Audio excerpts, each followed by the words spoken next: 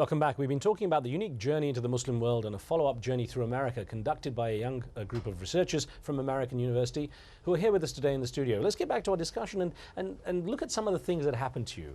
Hayley, there was an interesting story I heard about how you made a small gesture which was received really well. In Pakistan, you wouldn't go into the mosque of the founder of Pakistan, the Jinnah Mausoleum, without your head covered. And apparently the Pakistani media really picked up on this. They did, yeah.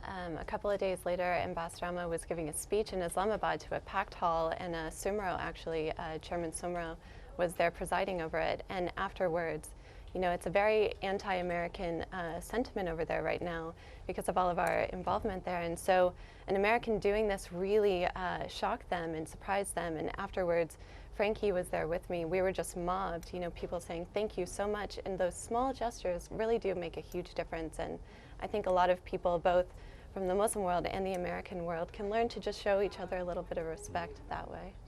Jonathan, were there any moments of tension during the trip? Was there at any point you felt worried, or any of the perceptions that people often have about being in the Muslim world? Did any of those materialize? Yes, a little bit. You feel it, but we met the people from the whole range of society, from Sufi Muslims to very conservative Muslims. So we really got an opportunity, and we want to use that to present the picture of the Muslim world, both in the Muslim world and in the U.S., and build bridges and understanding. In terms of patriotism, Craig, a lot of people worry about Muslims in America, if there's a divide between the Muslim world and the West, that there isn't that sense of patriotism. You said that, you know, Muslims are, you know, very much a part of the culture here. What do you think could be done to try to illustrate that more, to create a greater sense of unity among communities here? I would say the best way to go about integrating more and to get more involved is just through going out and getting involved in politics, going out and interacting with families that are non-Muslim, going out and having dinner with them, spending time with them outside the workplace. It's little things like that that can go a long way.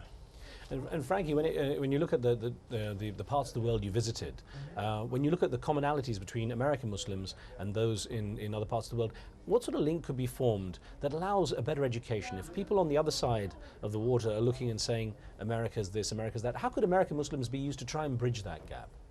Well, they are from the Muslim world, and they have a lot of contacts. They know people, and so on the one hand, Americans need to learn about Islam for all sorts of reasons, political reasons, and so on, over there. But there are Muslims right here, and as Craig said, just talking to people makes a lot of difference. And we've noticed a definite correlation in terms of perceptions of Muslims. If people know each other and know Muslims, like say people live next door to them or neighbors, they have a different idea. And that if your neighbor is from Lebanon and you see something about Lebanon on television, you can ask them what's going on, and then you have a bit of a relationship there.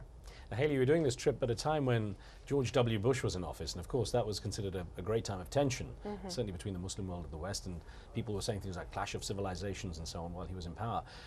Did you find yourself having to defend America a lot as you traveled across the world? Right. Well, there would definitely be questions, but as Frankie said, when you talk and listen, it creates a lot of understanding, and Ambassador Ahmad actually calls us the best ambassadors for the United States because, you know, there's the government and then there's the people, and I think a lot of people don't get to see the sincerity and the openness of a lot of Americans. So I think that's also a thing Muslim Americans can do themselves. We had a Muslim girl on our trip as well, and she also could create a lot of understanding with the work we're doing, and I think a lot of Muslim Americans can take the lead and reach out to Muslims in the Muslim world as well.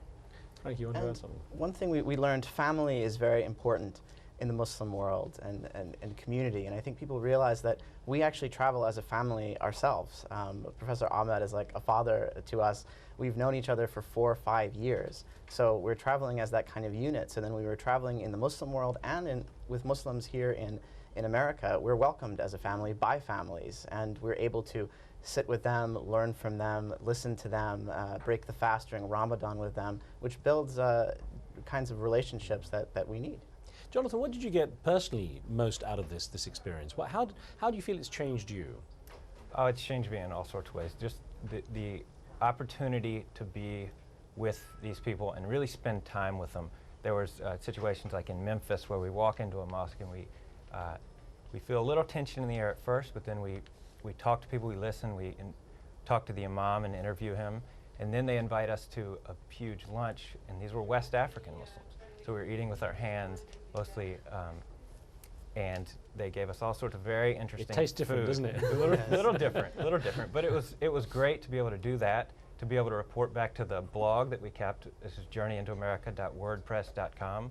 So we were able to share those stories with people, and we think we already have started building understandings. Craig? I think some of the most powerful moments we had were in Houston when we met with the Archbishop, and he said our work, this desire to improve relations, is God's work. That is a really powerful thing, and I think it struck each and every one of us. And we met with a Muslim rapper in Buffalo, and he said that this is the new revolution, this whole idea of erasing all of the misunderstanding, or at least trying to, going out there, interacting with one another. Because if we don't get to know each other, then a lot of the problems are just going to prolong. Hey, did you get a sense that obviously it's changed you and the team that went out? Did you get a sense that you made a difference with the people you met? Did they come away with different perceptions as well? Absolutely. When we were in Deoband, actually, it's a very orthodox madrasa in South Asia, we met with a man who wrote Jihad and Terrorism, which was justifying 9/11 and jihad against innocent Americans, what we thought were innocent. And actually, after spending a week with him and listening to Dr. Ahmed, he wrote us later and said that he developed a center called the Peace and Dialogue Center at Deoband. And so he's been working for peace as a way to help Islam as a whole. So it really has changed a lot of things, and that also spreads to other madrasas throughout South Asia. Frank, did you get a sense politics does get in the way? It does sometimes, but it's the issue of if you meet people and start listening to them, they interact with you as a person rather than a stereotype. And there are stereotypes in the Muslim world and in America. They're actually quite similar in many ways, kind of mirror images. But this instance that HAYLEY mentioned in Deoband, where the man translated one of Professor Ahmed's book, he was responding to Americans being with him in his mosque, in his midst, sharing lunch with him. That made a whole difference, and he began to see Americans in a different way, and we need to reach out in that manner. Jonathan?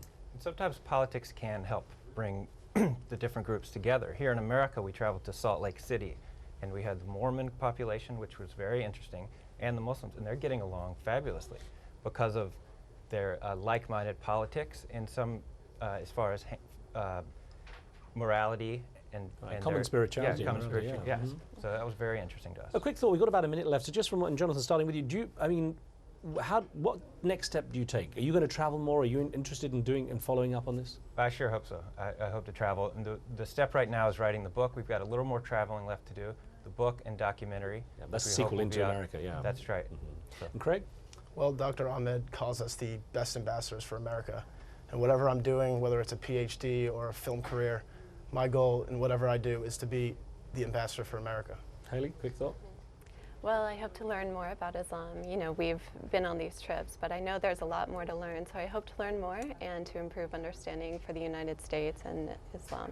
And Frankie, when's your next trip out? Somewhere interesting. Hopefully soon. And the more you travel, the more you meet people, the more you understand. And with more understanding, we can begin to build bridges. I want to thank all of you for joining us. Well done on your amazing journey. Thank you. Thank you, Riz. Thanks. And thanks for being with us. We welcome your questions and comments. If you have any thoughts on pressing issues around the world, just send us an email to riz@aljazeera.net. From me and the team, we'll see you next time.